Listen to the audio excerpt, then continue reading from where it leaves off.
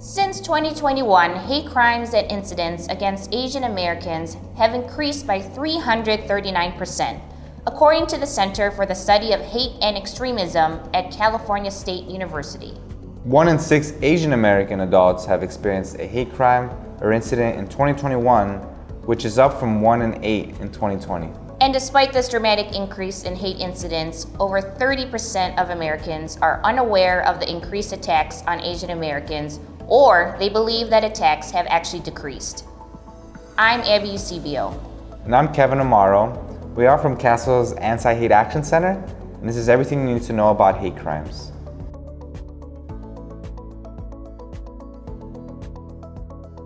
Hate happens everywhere, in both large cities and small towns, and in places where AA and HPI communities are few and far between.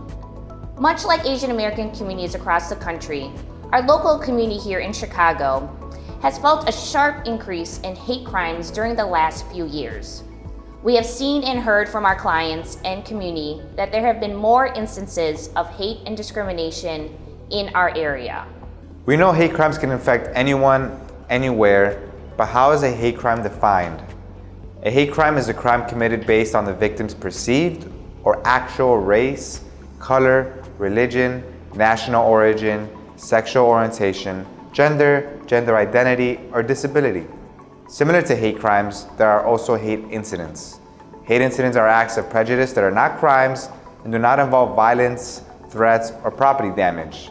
The most common examples are isolated forms of speech and the forms of racial slurs. Although these are less severe than hate crimes, they are also important to know as these isolated incidents can become more dangerous if ignored. There is a misconception that hate crimes have to be violent or physical. However, verbal harassment makes up 63% of incidents. Also, nearly half of all hate incidents took place in public. It is important that you know how to recognize when hate crimes and incidents are occurring. It is our collective responsibility to detect these occurrences and report them. Reporting hate crimes is an important action that can make a big impact in combating hate. It is crucial for hate crime survivors and witnesses to report both hate crimes and hate incidents. Hate is never something to be shrugged off, even if it does not meet the legal definition of a hate crime. If you have any doubts about what you witnessed or something that has happened to you, it is better to report it than not.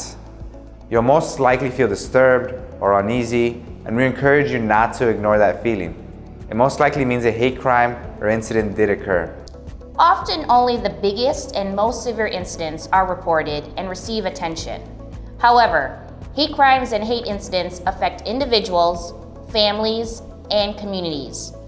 Reporting helps gather more accurate data to supply resources to these people and communities that are in need. Reporting also empowers an individual to take back some control of the situation and gives them the right to speak up and bring awareness to their experience of hate. Victims of hate crimes are more likely to experience symptoms of psychological distress than victims of non-hate crimes. And these symptoms include anger, anxiety, depression, lower self-esteem, and post-traumatic stress. There are many resources available to survivors to help them cope following a hate crime or incident. These resources will become more prevalent as more crimes and incidents are reported.